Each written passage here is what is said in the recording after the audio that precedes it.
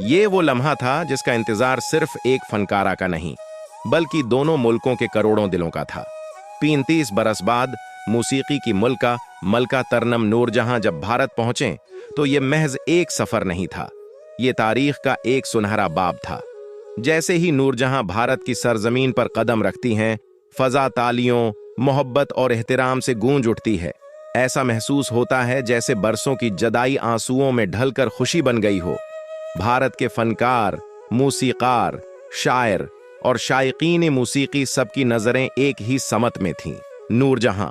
इस प्रोग्राम में भारत की बड़ी बड़ी शख्सियात मौजूद थीं।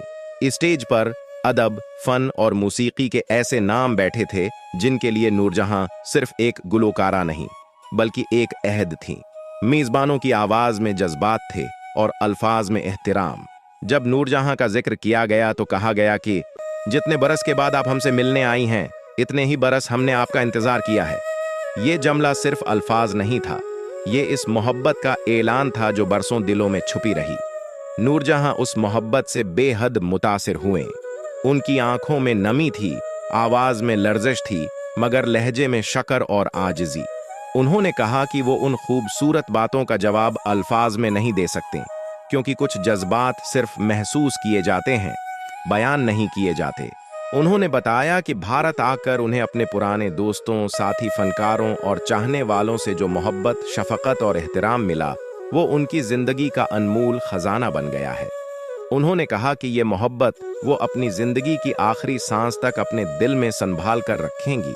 नूरजहां ने दोनों मुल्कों के ताल्लुकात के लिए दुआ की। उन्होंने कहा कि काश पाकिस्तान और भारत के रिश्ते इतने खूबसूरत हो जाएं कि लोग बार बार मिल बैठें, फन और मोहब्बत के जरिए एक दूसरे के करीब आएं। उन्होंने जज्बाती अंदाज में ये भी कहा कि वो कितनी दुआएं किया करती थीं कि अल्लाह उन्हें मरने से पहले अपने सब चाहने वालों से मिला दे, और खास तौर पर भारत के लोगों से।